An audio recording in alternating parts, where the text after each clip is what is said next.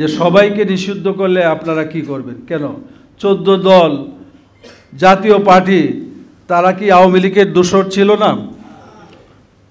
এই 17, 15, 16 বছর তারা আওয়ামী লীগের থেকে সব ধরনের সুযোগ সুবিধা নিয়েছে।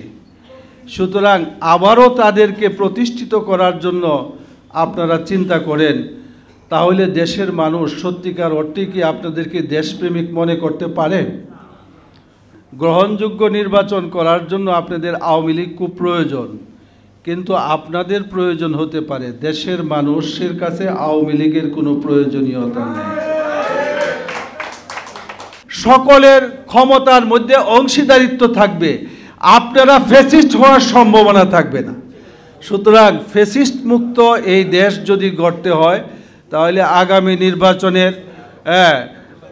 নির্বাচনে যদি আমরা পিআর পদ্ধতি করতে পারি তাহলে এইটা সম্ভব।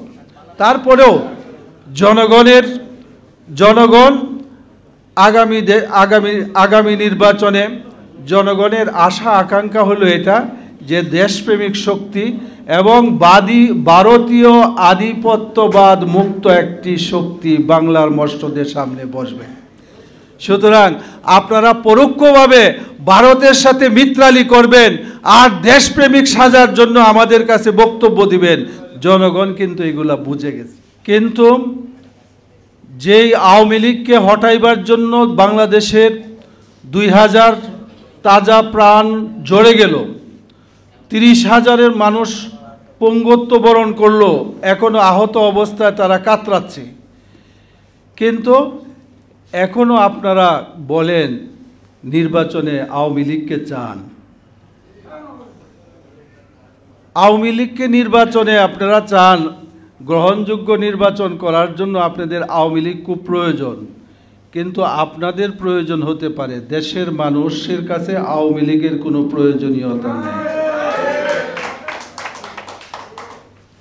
দেশের জনগণ এমন হত্যাকারী ছাত্রলীগ আর দেশের মানুষ দেখতে চায় না। ছাত্রলীগকে নিষিদ্ধ করা হয়েছে, আওয়ামী লীগের কার্যক্রম নিষিদ্ধ করা হয়েছে।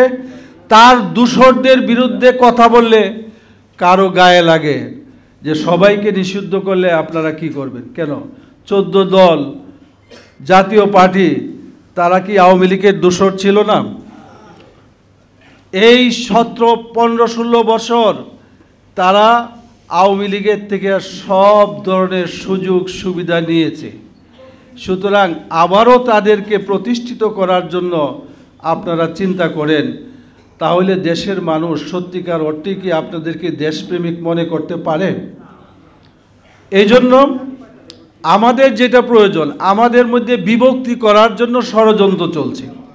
ইসলামপন্থীদের মধ্যে 2 ভাগ করে দেওয়ার জন্য একটা গোপন ষড়যন্ত্র চলছে। আমরা যাতে ঐক্যবদ্ধ না হতে পারি, আমাদের এই ডিভাইড তৈরি করার জন্য এবং দেশপ্রেমিক কিছু দলকেও একটা ডিভাইড করে তাদেরকে আলাদা রেখে দিলে তাহলে নির্বাচনে জয়ী হন জনগণ, যাকে ভোট দিবে তারা ক্ষমতায় আসবে, আমাদের কোনো আপত্তি নাই। কিন্তু জনগণ এখন চায় যে জনগণ যারা ভোট দিবে সকল ভোটের সঠিক ব্যবহার চায়। সকল ভোটের যদি সঠিক ব্যবহার হয় তাহলে এটা একমাত্র পিআর পদ্ধতিতে হইতে পারে, এবং পিআর পদ্ধতিতে হইলে সকলের ক্ষমতার মধ্যে অংশীদারিত্ব থাকবে, আপনারা ফ্যাসিস্ট হওয়ার সম্ভাবনা থাকবে না। সুতরাং ফ্যাসিস্ট মুক্ত এই দেশ যদি গড়তে হয়, তাহলে আগামী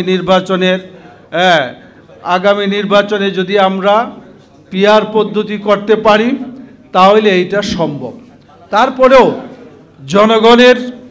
জনগণ আগামী নির্বাচনে জনগণের আশা আকাঙ্ক্ষা হলো এটা যে দেশপ্রেমিক শক্তি এবং ভারতীয় আধিপত্যবাদ মুক্ত একটি শক্তি বাংলার মসনদের সামনে বসবে।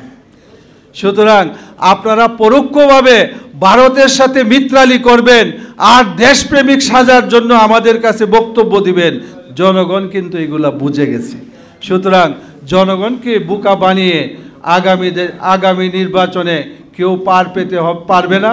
আমরা মনে করি শহীদ আবরার সহ যারা এই দেশের জন্য এবং ভারতীয় আধিপত্যবাদ মুক্ত দেশ গড়ার জন্য যারা রক্ত দিয়েছে, তাদের রক্তের সাথে আমাদের রাজনৈতিক নেতৃবৃন্দ যাতে কোনো ধরনের প্রতারণা না করে, সেই জন্য সচেতন নাগরিক সমাজ আমাদেরকে সচেতনভাবে আগামী নির্বাচন আমাদেরকে করতে হবে এবং আমরা চাই সকলের ঐক্যবদ্ধ প্রচেষ্টায় যাতে আমরা সেই নির্বাচন করতে পারি। সবার ঐক্য চাই। ওয়াখিরু দাওয়ানা আলহামদুলিল্লাহি রাব্বিল আলামিন। অসংখ্য ধন্যবাদ।